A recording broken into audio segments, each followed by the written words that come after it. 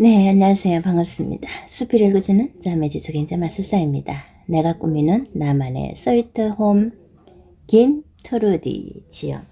나는 집안뿐만 아니라 집 밖에 하단에도 항상 꽃을 키운다. 꽃씨를 뿌리고 물과 비료를 주며 심고 가꾸는 일이 무엇보다 즐겁다.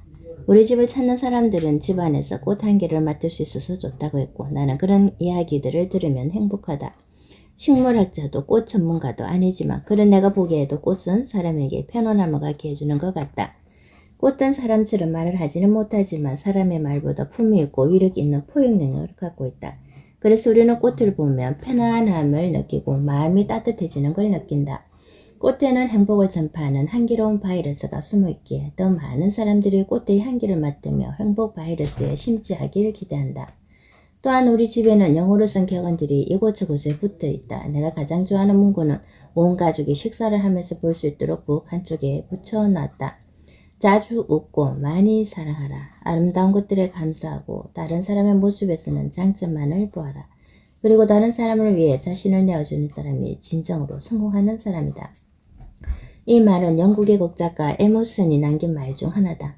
아이들은 식당에 둘러앉아 식사를 하면서 자연스럽게 이 글귀를 읽는다. 그리고는 이 글귀가 오늘 하루를 반성하게 하는 강력한 동기가 된다라고 말하곤 한다. 내가 이 글귀를 좋아하는 이유는 아마도 내가 그런 삶을 살기 위해 노력하기 때문일 것이다. 인간은 생각하는 대로 살 수도 있지만 사는 대로 생각할 수도 있기에 어떤 마음 자세로 사는지가 중요하다고 생각한다. 나는 아이들이 어렸을 때부터 식사 시간마다 부엌일을 한 가지씩 돕도록 했다. 숟가락, 젓가락을 테이블에 놓거나 물컵을 갖다 놓거나 식사를 마친 후에 빈 그릇을 치우는 일 등 아이들은 내일 따지지 않고 각자 일을 하며 가족 구성원으로서의 책임과 의무를 다했다. 그래서인지 손자, 소녀들도 식사 시간이면 부엌에서 분주히 움직인다. 특별히 교육한 것도 아닌데 손발이 척척 맞는 걸 보면 아마도 평소 엄마, 아빠의 모습을 보고 배운 모양이다. 가끔 성인이 된 후에도 식사 예절이 좋지 않아 눈살을 찌푸리게 하는 사람들이 있다. 그럴 때면 어려서 배우지 못한 예절은 커서도 부족함께 됨을 느낀다. 시간이 흐른다고 해서 아이들이 저절로 자라는 것은 아니다. 아이들은 부모의 눈물과 사랑 그리고 기도로 큰다는 것을 늘 마음속에 새겨야 한다. 그리고 부모는 아이들이 가장 좋은 교과서임을 잊지 말아야 한다. 진짜 트루디를 아시나요? 우리 집에는 원래 방이 한 칸밖에 없었다. 몇 년 전에 방 한 칸을 만들었는데 그곳에 작은 침대와 텔레비전 소파 등을 놓으니 본듯한 방이 완성됐다. 이곳은 남편이 외국 출장에서 돌아와 시차 적응이 안 돼 잠을 설치다가 혹시 나까지 힘들게 할까봐 배려하는 마음에서 사용하기도 하고 아이들이 방문했을 때 이용하기도 한다. 그런데 이 방 말고도 우리 집에는 아주 작은 방이 하나 더 있다. 바로 침실 옆에 달려있는 기도실이다. 한 사람이 겨우 들어갈 정도의 작은 방이다. 이 공간에서 우리 부부는 매일 기도를 한다. 어떨 때는 시간 가는 줄 모르고 한참을 기도할 때도 있고 어떨 때는 아주 짧은 시간 기도를 하기도 한다.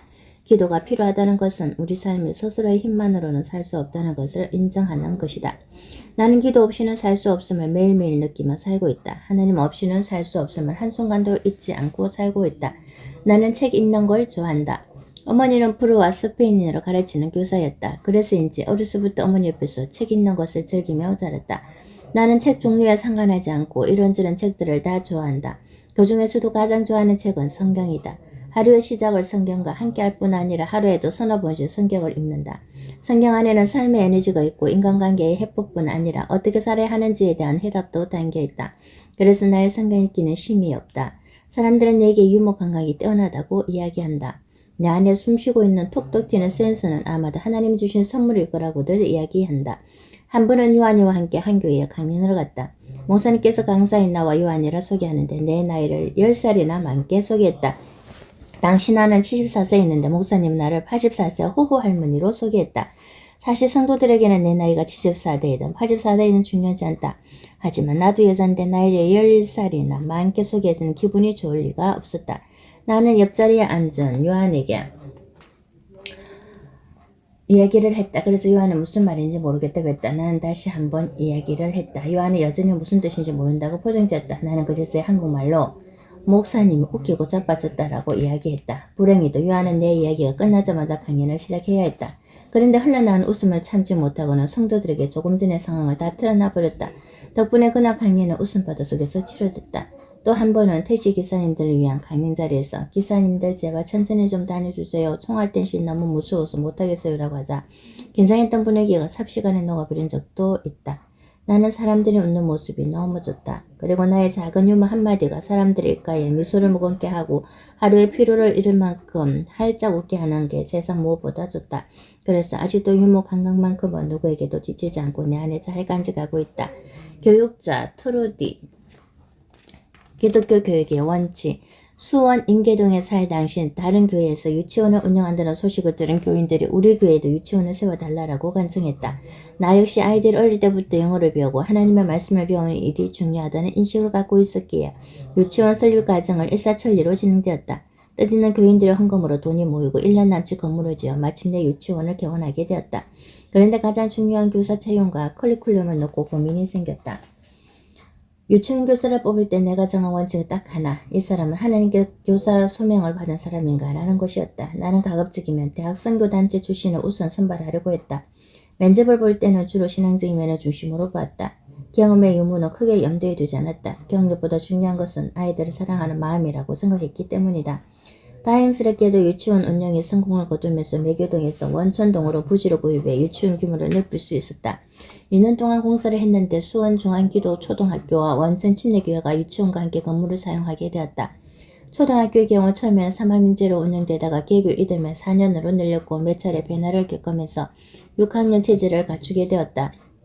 매교동 건물보다 부지도 넓고 규모도 크기 때문에 건축 과정에서 이런저런 우여곡절이 많았다. 하지만 교인들의 헌금과 하나님의 은혜로 유치원과 학교는 매년 조금씩 성장했다. 유치원보다 개교가 늦었던 초등학교는 준비 과정에서 많은 고민을 할 수밖에 없었다. 가장 신경이 쓰였던 부분은 기독교 학교라는 걸 무엇으로 증명할 것인가 였다.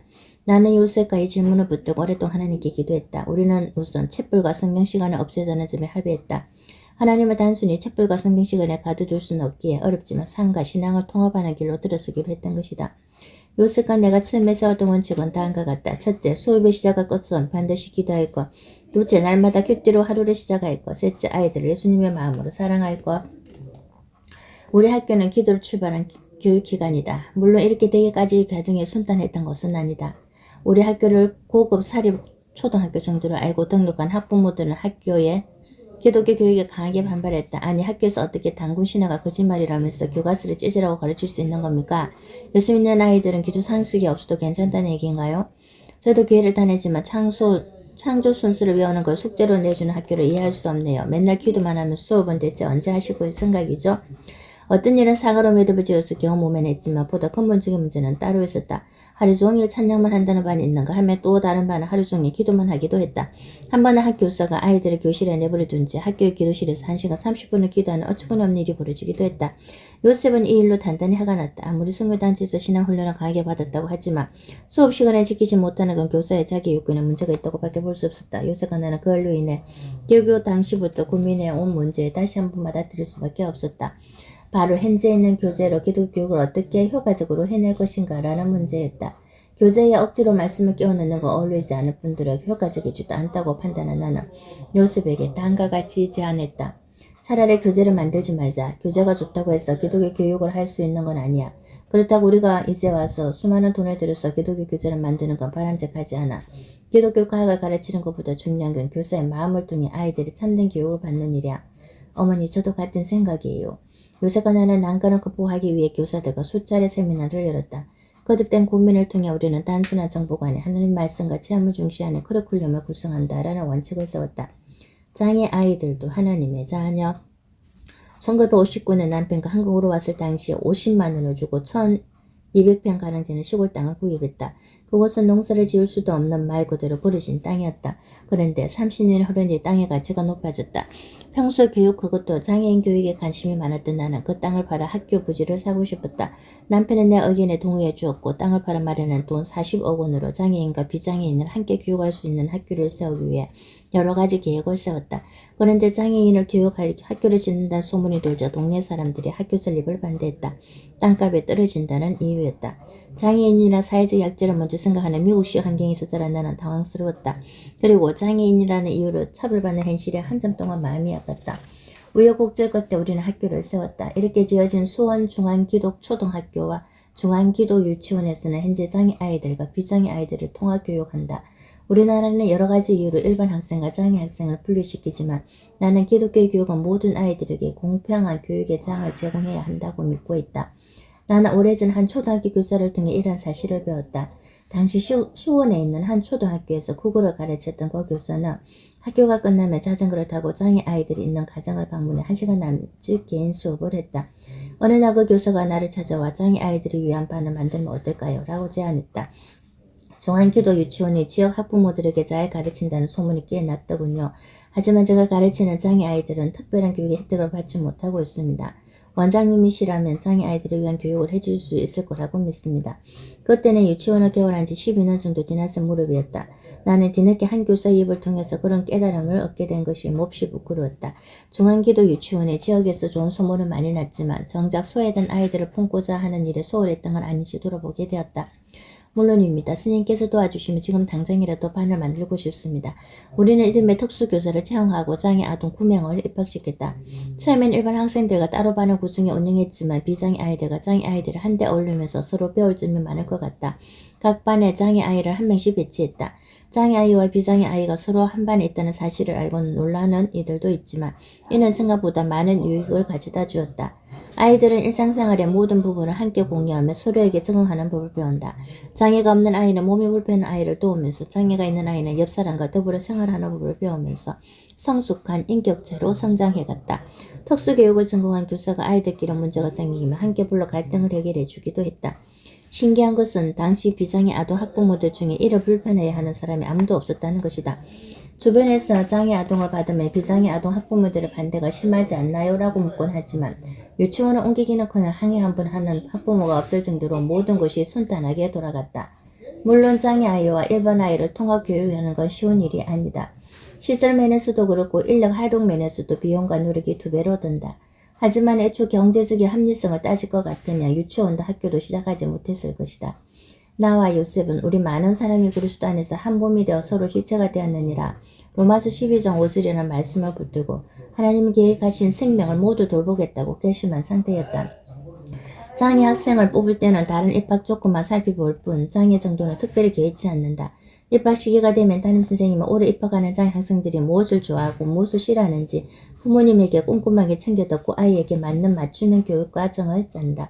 처음 통합 수업을 할 때 교사들의 반 아이들과 꼭 함께 하는 놀이가 있다.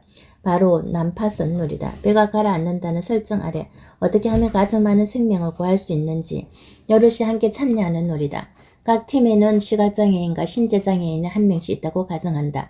배의 안과 밖을 구분하기 위해서 고무줄을 높이 든다.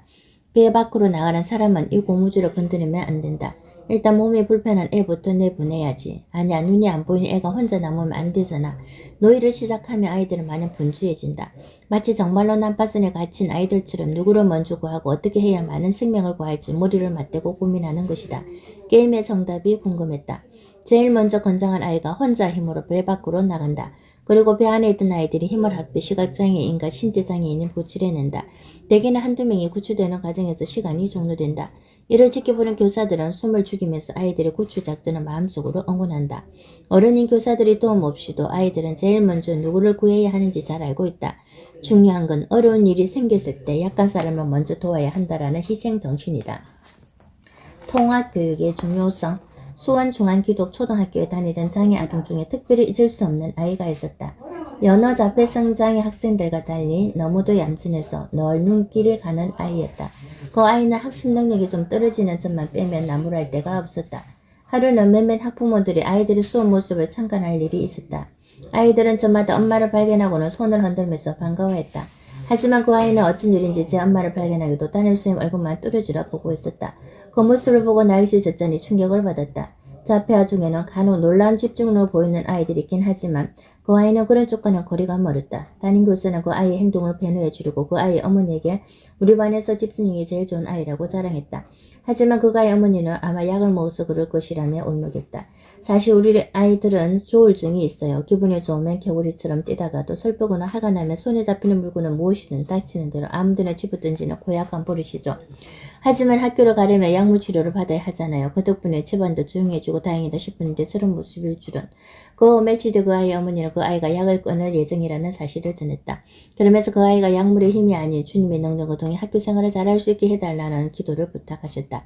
학교에서는 그 아이의 어머니의 결정에 박수를 보내며 그 아이가 학교 생활에 적응하는데 교사들이 모두 힘을 보태기로 했다. 약을 끊은 그 아이는 평소와 180도 다른 모습을 보이기 시작했다. 수업 시간에 책상을 두드리고 갑자기 소리를 지르며 교실 안을 뛰어다녔다. 벽에 온통 쌓인 벤치를 하거나 바닥에 침을 뱉고 문지르기를 반복했다. 그 아이는 10분도 가만히 앉아있지를 못했다. 그러면서 반에서는 수업을 진행하기 어려운 상황이 되었다. 그런 모습을 누가 나무라기라도 하면 곧바로 바지에 오줌을 싸니 더욱 큰일이었다. 나는 그 아이를 위해 하나님께 무릎을 꿇고 기도했다. 주님, 그 아이가 그동안 약물에 눌려 있었어요. 그 어머니는 얼마나 가슴이 아플까요? 주님께서 채찍에 맞음으로 우리가 나음을 받았도다라고 하셨으니 그 아이가 하루속에 나을 수 있도록 도와주세요. 요셉과 나는 주위의 모든 사람들에게 도움을 요청했다. 다름 아닌 중보기도 요청이다. 그 아이 동생도 누나도 아버지도 우리의 부탁을 받고 새벽 기도를 시작했다. 반 친구들에게도 상황을 설명해주고 도움을 구했다. 너희도 주사 맞으면 아파서 소리 지르고 울지. 그 친구도 지금 하나님께 치료받고 있는 중이야. 아파서 그러는 거니까 너희가 이해해 주렴. 하나님은 너희들을 통해 그 친구를 변화시켜 주실 거야. 다행히 아이들도 그 아이가 처한 상황을 속 깊게 이해해 주었다. 그때부터 나와 선생님들 그리고 아이들이 모두 힘을 합쳐 공동작전을 세웠다. 그 아이가 선생님 말을 듣지 않으면 친구들이 모두 함께 말해주기로 한 것이다. 얘야 자리에 앉아. 얘야 그러면 안 돼. 무턱대고 비난하거나 나무라는 것이 아니 마치 소년 합창단의 하음처럼 아이들의 목소리는 맑고 고왔다. 그 아이는 신기하게도 혼자서 바닥을 뒹굴다가도 아이들의 합창소리에 곧장 태도를 바꾸었다.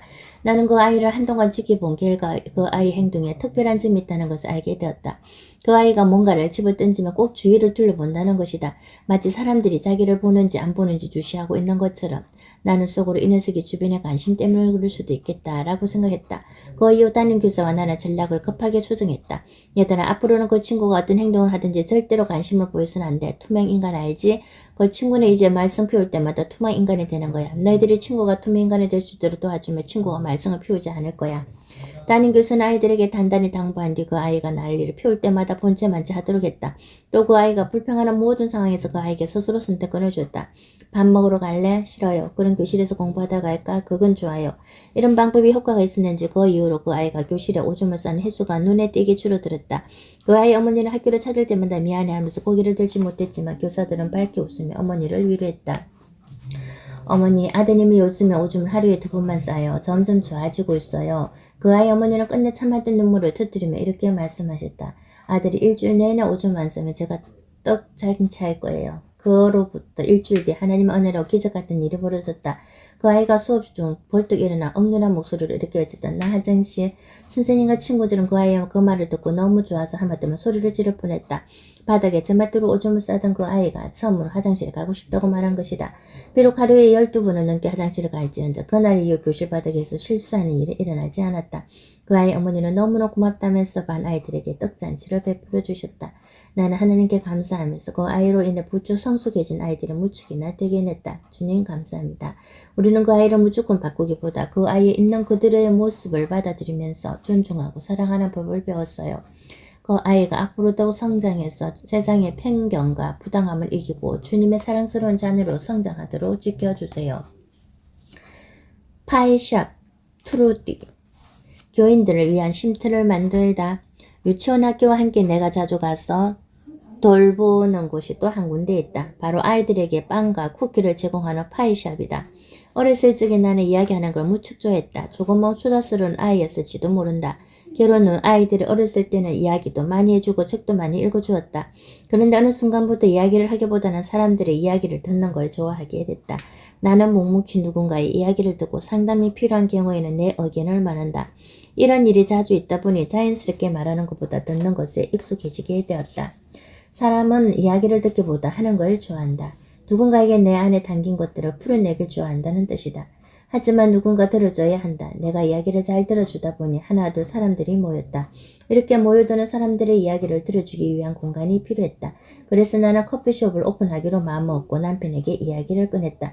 교인들을 위한 쉼터가 있었으면 좋겠어요. 그래서 파이샵을 열었으면 좋겠는데 남편의 옆눈으로 나를 보았다. 갑자기 무슨 파이샵? 애들도 먹고 교인들한테 물어보니 다들 좋아하는 것 같아요. 수익금으로 유치원 운영에도 보태면 되지 않겠어요? 당신 빵도 만들 줄 알아? 아니요. 사람 쓰려고? 아니요. 그럼 집 좀 만들어야죠. 배웠어. 남편은 갑자기 제빵을 배우겠다는 내가 어한지 거듭 내 얼굴을 물끄러미 쳐다보았다. 나는 한번 해야겠다고 마음먹은 건 곧바로 실전에 옮겨야 하는 사람이라. 남편은 침묵을 긍정적인 답으로 해석하고 곧바로 일에 척수했다. 다행히 시져본 뒤로 틈틈이 제빵을 배워놓은 터라 왕초보는 아니었다. 예전에 해봤던 메뉴들을 하나둘씩 다시 만들어보면서 부족한 부분은 책을 보면서 혼자서 섭득했다. 와플과 쿠키는 거의 3개월 가까이 매달렸더니 남 앞에 내놓을 만한 수준은 되는 것 같다. 요셉에게 시식을 부탁했다. 맛있는데요? 요셉이 가양 가슴에 쿠키를 보더니 놀랐다는 듯이 말했다. 언제 이런 걸 다 배우셨어요? 파이샵에서 팔면 괜찮겠니? 그럼요, 훌륭해요. 아이들도 무척 좋아하겠어요. 입맛 까다로운 컵메뉴리도 샌드위치만 와필이 일반 빵집에서 파는 것 못지않게 맛있다고 칭찬 일색이었다. 신이 난 나는 남편에게 완성된 메뉴를 들이밀었다. 이것 봐요. 내가 직접 만든 거예요. 바깥 채비를 하던 남편이 흙을 보고 말뿐 별다른 대답을 하지 않았다. 칭찬을 기대했던 나는 속으로 은근히 부하가 나서 이렇게 중얼거렸다. 나중에 맛있다고 만들어 달라고 하기만 해봐라. 교회 건물 한쪽에 작은 공간을 마련해 문을 연 파이샵은 교인들에게 무척 반응이 좋았다. 내가 파이샵을 운영하는 이유 중 하나는 사람들의 말을 더 잘 듣기 위해서다. 듣는다는 것에는 눈과 귀와 마음을 하나로 기울여 최선을 다한다는 의미가 숨어있다. 요즘은 자기 표할 시대라면 너도 나도 앞탔던 내 말을 들어보라고 요란을 떨지만 나는 상대방의 말을 잘 듣는 것이 현명한 말을 10마디 하는 것 못지않게 중요한 것이라고 생각한다. 사정이 이렇다 보니 파이샵에 있다곤 학부모나 성도들의 상담의 장소가 되기도 한다. 다수 권시문의 표정으로 가게를 들러쓰는 모습을 보면서 아, 저 사람 오늘 무슨 일이 있겠구나 하고 금방 알게 된다. 반면 싱거벙거 뉴스를 머금고 들어오는 사람을 볼 때는 무슨 희소식이라도 전해줄 것 같다라는 직감이 온다. 한 번에 유치원 학부모 한 분이 파이샵에 와서 내게 이런 고민을 털어놓았다. 요즘 저는 남편과도 잘 대화하지 않고 괜히 아이에게도 짜증을 내고 내요. 꼭 우울증이라도 걸린 것 같아요. 어떻게 하면 좋을까요? 문제는 아이 엄마의 지나치게 예민한 성격이었다. 어머님이 누군가를 먼저 판단하거나 판단받기 전에 우선 최선을 다해 기뻐하고 작은 일에도 감사해보세요. 그러면 타인을 향한 마음도 자연스럽게 열릴 수 있을 거예요. 다행히 그 어머니는 그날 이후 파이샵에 관심 어린 표정으로 나타나지 않았다. 처음엔 그 자신의 사회적 지위나 배경을 너무 오식하고 잔뜩 엄추를 들였지만 항상 기뻐하라라는 성경 말씀에 순종하니 편견과 오해가 단 한 번에 풀리더란다. 그의 확연한 달라진 모습에 나 역시 마음속으로 기뻐하면서 주님께 감사의 기도를 드렸다. 제가 파이샵을 통해 연약한 심령을 가진 이들과 함께 마음을 나눌 수 있도록 도와주셔서 감사합니다. 앞으로도 남의 말을 귀담아 들어주는 태도와 그 이야기를 마음으로 받아들일 만한 여유가 제 안에 넘치도록 도와주세요. 사람들의 이야기를 들어주기 위해 만든 이곳에서 나는 내가 잘하는 일 중 하나인 쿠키와 파이를 굽고 맛있는 머핀을 만들었다. 처음에는 파이숍에서 사람들과 이야기를 나누느라 앉아있는 시간이 많았는데 차츰 사람들의 이야기를 들을 새 없이 하루 종일 서서 쿠키를 굽고 파이를 구웠다. 내가 구운 파이와 쿠키 머핀은 늘 인기가 좋다. 사람들은 내게 무슨 특별한 비결이 있을 거라고 생각하지만 그렇지 않다. 맛있는 쿠키와 파이를 만들기 위해서는 정성과 기다림 그것이면 충분하다. 그런데 사람들은 정성과 기다림은 뒤로하고 뭔가 특별한 비결을 기대한다. 파이와 쿠키를 굽는 것도 인간의 삶과 별반 다르지 않다. 정성을 쏟고 기다림을 들이면 좋은 계시를 맺을 확률이 높아진다는 것. 맛있는 쿠키와 파이를 만들어 본 사람이라면 누구나 알게 된다. 사람을 만드는 일도 마찬가지다. 상대의 이야기를 잘 들어주며 정성과 기다림의 수고를 들인다면 옳고 고든 사람을 완성할 수 있다고 생각한다. 처음 파이샵을 연다고 했을 때 시큰둥하던 남편이 어느 날 부숙 손편지 한 통을 전해주었다. 남편이 꽃을 사오는 건 가끔 있는 일이지만 편지는 실로 오랜만이었다. 어떤 내용이 적혀있을까 나는 궁금해하면서 편지를 꺼내 읽었다. 당신이 처음 카페를 연다고 했을 때 다른 일을 했으면 하는 생각이 들었소. 하지만 그동안 서로를 존중해 왔듯이 이번 일도 당신이 알아서 잘할 거라고만 여기고 관심을 두지 않았소. 그런데 파이샵이 학부모들 사이에서 대화의 장이 되고 단순히 카페 이상의 역할을 한다는 사실을 알게 되면서 한때나마 그런 생각을 했던 나 자신의 반성이 되더라고. 지금은 당신이 자랑스러워. 하나님께서 매일매일 내 삶 속에서 당신을 통해 역사하시는 모습을 볼 때마다 한없이 감사한 마음이 들어. 사모님에게 배웠어요. 파이샵은 늘 분주하고 손님들의 목소리로 시끌시끌하다. 커피와 쿠키를 주문하는 소리, 친구들이 만나 떠들썩하게 대화를 하는 소리 등등. 방학을 제외하고는 파이샵이 늘 열려있기 때문에 이곳은 교인들과 학생, 학부모들의 공동 쉼터인 셈이다. 하루는 어떤 분이 가게를 찾아와 내 손을 잡고는 사모님에게 교훈 한 가지를 배워갑니다. 라고 말해 오해했던 적이 있다. 나는 늘 하던 대로 반복된 일을 할 뿐인데 교훈이라니. 그분은 내가 파이를 만들기 위해 계란을 깨뜨려 그릇에 떨어뜨리는 모습을 통해 소중한 교훈을 배웠다고 했다. 얘기를 들어보니 계란 껍질에 남아있는 흰 자위를 손가락으로 끌고 모아서 마지막 한 방울까지 그릇에 모으는 모습이 인상 깊었단다. 저는 빵 가게에서 일하는 사람인데 사모님이 파이샵을 어떻게 운영하는지 궁금해서 찾아왔습니다. 그런데 가까이에서 일하는 모습을 보니 파이에 정성을 들여 만들고 있다는 게 생생하게 느껴지더군요. 재료를 낭비하면서 안 먹는 것들은 그냥 버리는 저와 달리 사모님의 절약하는 모습은 제게 큰 교훈이 되었어요. 사실 나의 근검진화 정신은 시어머니에게서 배운 바가 크다. 태권모와 태산이란 말처럼 작은 것부터 절약하는 습관은 나뿐만 아니라 함께 일하는 모든 직원이 공유하고 있다. 그뿐만 아니라 파이샵에서 일하는 분들은 모두 청계를 제1의 원칙으로 삼고 있다. 매일 썰고 닦고 정리하는 일들이 끊임없이 반복된다. 나는 기본 중에 기본이라고 생각하는 것을 교훈으로 삼는 분이 있으니 낯뜨거운 일이 아닐 수 없다. 작은 것부터 절약하는 습관은 후손에게 물려줄 수 있는 소중한 자산이 될 것이다.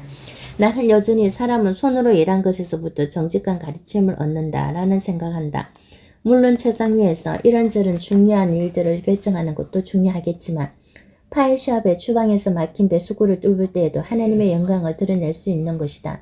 때문에 내가 어떤 사람을 신뢰할 수 있는지에 대한 지표로 삼는 것 중 하나론 바로 거칠고 일한 흔적이 많은 손을 가지느냐라는 것이다. 높은 자리에 있는 사람이라도 그 손에 노동의 흔적이 남아있다면 그는 여전히 초심을 갖고 있다고 볼 수 있다. 반면 마땅히 들어와야 할 사람의 손이 말끔하다면 그를 대신에 누군가 노동을 하고 있다는 얘기가 될 것이다. 그랬을까? 나는 꿈에서라도 주님이 너는 파이샵을 운영한다면서 손이 왜 그렇게 말끔한 거냐라고 물을까봐 노심초사다. 예수님께서도 공생애를 시작하시기 전까지 몫으로 일하셨고 사도 바울도 전도를 하면서 텐트 만드는 일을 그러지 않았다. 노동은 단순히 생계를 잇기 위한 방편에 그치지 않고 사람을 겸허하게 만드는 힘이 있는 게 아닐까. 내 곁에서 오랜 기간 함께 일한 교사 중 한 사람이 내 손에 대해 이렇게 말한 적이 있다. 원장님의 손을 발견하기 전까지는 노동하는 손이 그렇게 아름다울 줄 몰랐습니다. 오히려 그런 손을 보며 고생 많이 한 손, 불쌍한 손이라는 생각이 지배적이어서 그 손의 주인공들을 안쓰럽고 불쌍하게 보긴 했어요. 하지만 지금은 아닙니다. 원장님이야말로 하나님이 우리에게 원하시는 삶을 사는 분이라고 생각합니다. 제 기도 제목 중에는 원장님 삶의 모습을 본받는 게 있습니다. 그래서 내가 원장님 나이쯤 되면 나의 손가락 마디마디에도 노동의 미학이 나타나기 소망합니다. 나는 지금도 길가에 마구 버려진 쓰레기를 보면 줍지 않고는 못 견딘다. 길을 걷다가도 모퉁이에 잡초가 보이면 그 풀을 당장 뽑아내야 마음이 편하다. 약속 시간 얼마 남지 않아 슬렁 뛰는 한이 있어도 꼭 해야 하는 일들이다. 나는 그 거친 손으로 기도를 하고 아이들이 머리를 쓰다듬는다. 하루도 쉬지 않고 바쁜 내 손이 나는 너무나도 고맙기만 하다. 갈라디아서 2장 20절. 누구나 평생 동안 마음속에 담고 있는 한마디는 있다고 생각한다. 어떤 사람은 노래 유행가가 될 수 있을 거고 또 어떤 사람은 죽은 부모의 유언 한마디가 될 수도 있을 것이다. 신앙인에게는 자신이 평소에 가장 좋아하는 성경 구절이나 신앙 고백이 있다. 내 인생을 한 구절로 요약한다면 나는 주저 없이 갈라디아서 2장 20절 말씀을 꼽을 것이다. 내가 그리스도와 함께 십자가에 못 박혔나니 그런지 이제는 내가 사는 것이 아니요 오직 내 안에 그리스도께서 사시는 것이라. 이제 내가 육체 가운데 사는 것은 나를 사랑하사 나를 위하여 자기 몸을 버리신 하나님의 아들을 믿는 믿음 안에서 사는 것이라. 이 말씀은 내가 가장 좋아하는 성경 말씀이자 평생을 함께 온 구절이다. 이 말씀은 예수님의 십자가 사랑에 내가 얼마나 많은 것을 빚진 사람인지를 잘 알게 한다. 주님의 구원은 모든 사람에게 선포되었지만 오직 그 이름을 믿는 자만이 이러한 고백을 기쁨으로 할 수 있다. 돌이켜보면 나는 하나님께서 맡겨주신 많은 일들을 해왔다. 남편을 만나서 한국에 오고 엄마로서 사모로서 유치원 원장으로서 다양한 경험들을 했다.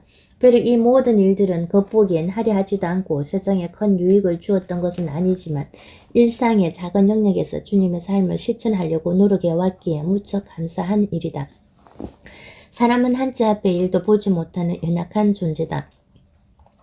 우리는 때때로 모든 걸 움켜쥐고 내 뜻대로 행할 수 있다고 믿지만 그 일을 계획하시고 인도하시는 분은 주 하느님이시다. 우리가 주님의 뜻을 행하고 실천할 때 우리의 계획은 뜻대로 이루어질 수 있지만 주님과 반대되는 생각과 계획을 갖고 있다면 수많은 좌절과 실패를 맛볼 수밖에 없다. 감사하게도 나는 마음속에 떴던 것이 이루어지지 못해 좌절했던 적은 없었던 것 같다. 왜냐하면 나는 늘 내 생각보다 주님의 생각이 내 마음보다 주님의 마음이 드러나기를 소망해 왔기 때문이다. 누구에게나 삶은 힘들고 어려운 것이지만 나 자신을 십자가 앞에 좀 더 내려놓고 말씀 앞에 순종하는 것만큼 주님을 기쁘시게 하는 건 없다. 그래서 나는 천국 가는 그날까지 내 삶의 주도권을 예수님께 더 많이 내어드리고자 한다.